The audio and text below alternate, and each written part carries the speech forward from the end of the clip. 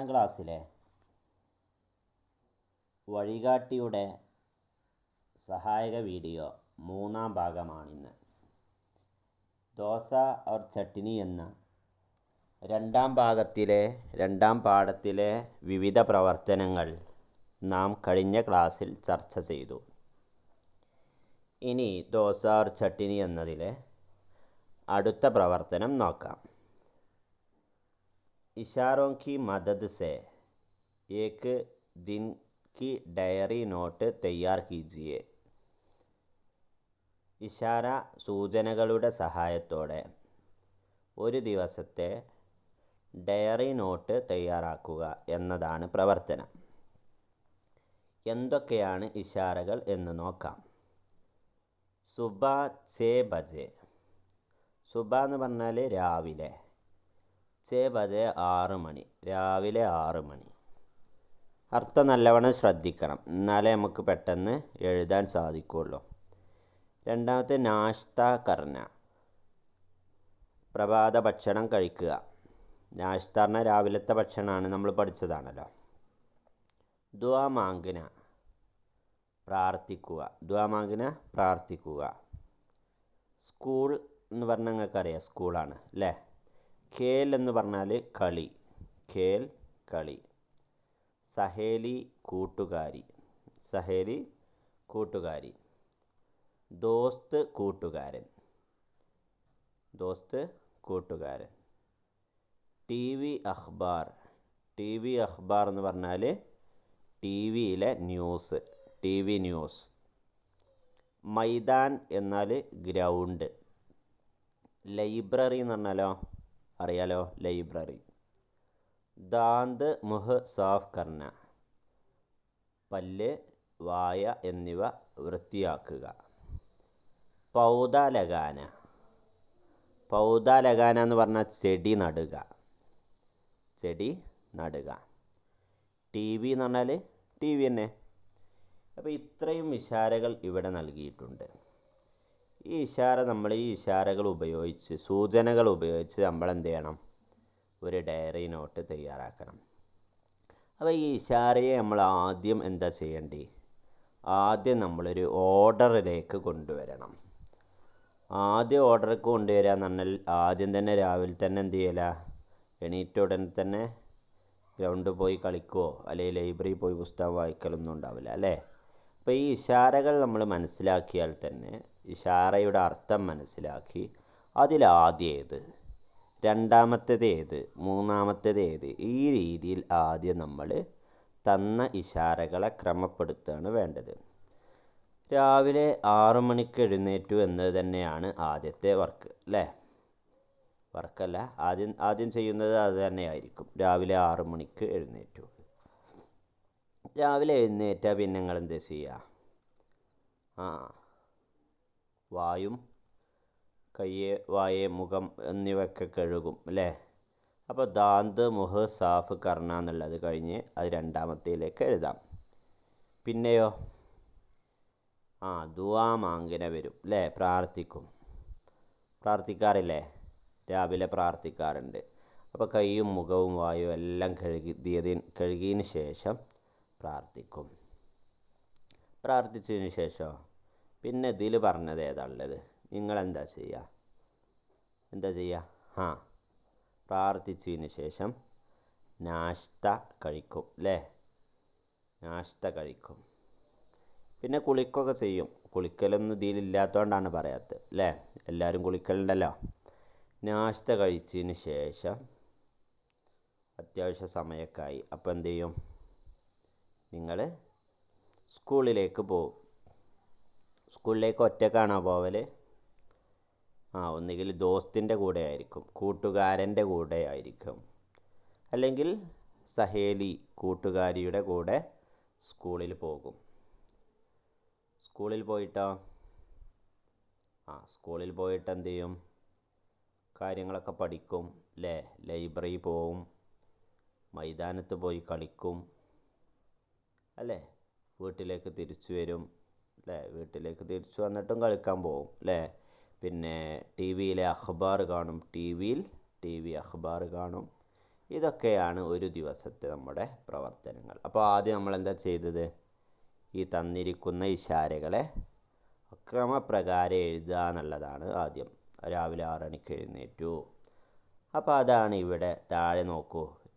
9 August 2020.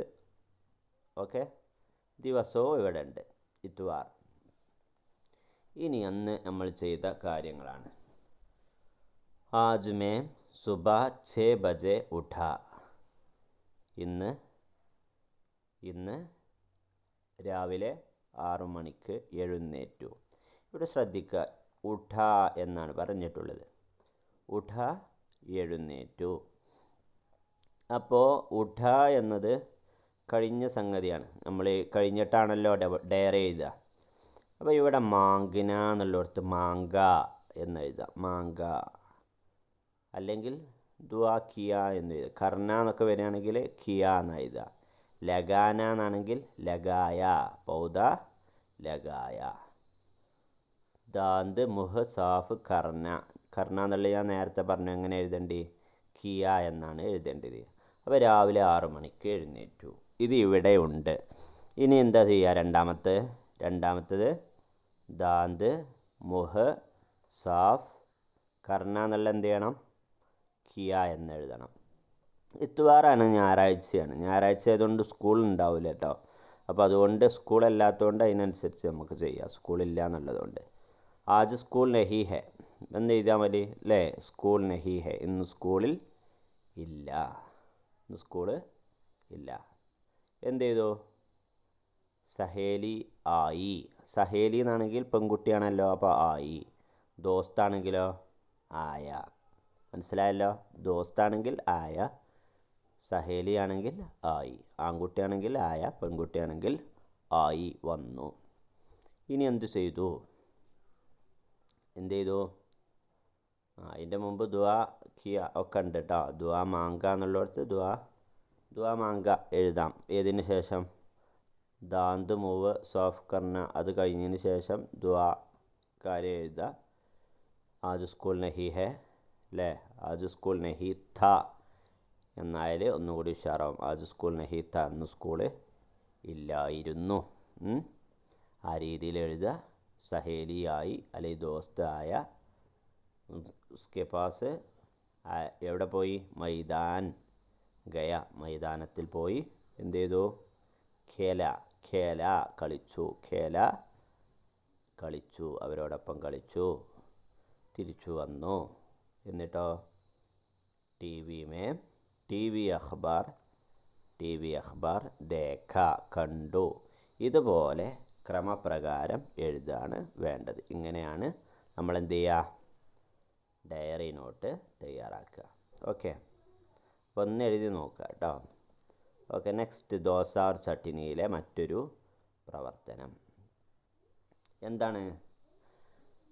Alfas Gaur സെ പഠിയേ. താഴെയുള്ള അൽഫാസുകൾ ശ്രദ്ധയോടുകൂടി വായിക്കൂ.